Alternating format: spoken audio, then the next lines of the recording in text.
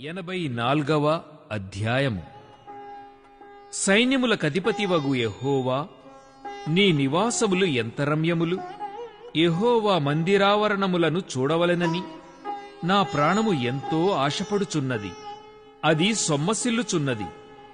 జీవముగల దేవుని దర్శించుటకు నా హృదయమును నా శరీరమును ఆనందముతో కేకలు వేయుచున్నవి. సైన్యములకధిపతివగు యెహోవా, నా రాజా, నా దేవా, నీ బలిపీఠమునొద్దనే పిచ్చుకలకు నివాసము దొరికెను.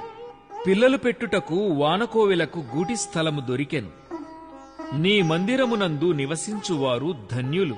వారు నిత్యము నిన్ను స్తుతించుదురు. నీ వలన బలమునొందు మనుష్యులు ధన్యులు. యాత్రచేయు మార్గములు వారికి అతి ప్రియములు. వారు బాకాలోయలో బడి వెళ్ళుచు దానిని జలమయముగా చేయుదురు. తొలకరివాన దానిని దీవెనలతో కప్పును. వారు నానాటికి బలాభివృద్ధి నొందుచు ప్రయాణము చేయుదురు. వారిలో ప్రతివాడును సియోనులో దేవుని సన్నిధిని కనబడును. యెహోవా, సైన్యములకధిపతివగు దేవా, నా ప్రార్థన ఆలకింపుము.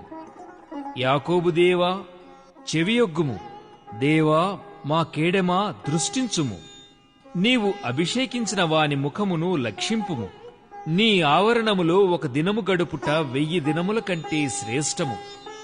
భక్తిహీనుల గుడారములలో నివసించుట కంటే నా దేవుని మందిర ద్వారమునొద్ద నుండుట నాకిష్టము. దేవుడైన యెహోవా సూర్యుడును కేడెమునై ఉన్నాడు. యెహోవా కృపయు ఘనతయు అనుగ్రహించును. యథార్థముగా ప్రవర్తించువారికి ఆయన ఏ మేలునూ చేయక మానడు. సైన్యములకధిపతివగు యెహోవా, నీ యందు నమ్మికయుంచువారు ధన్యులు.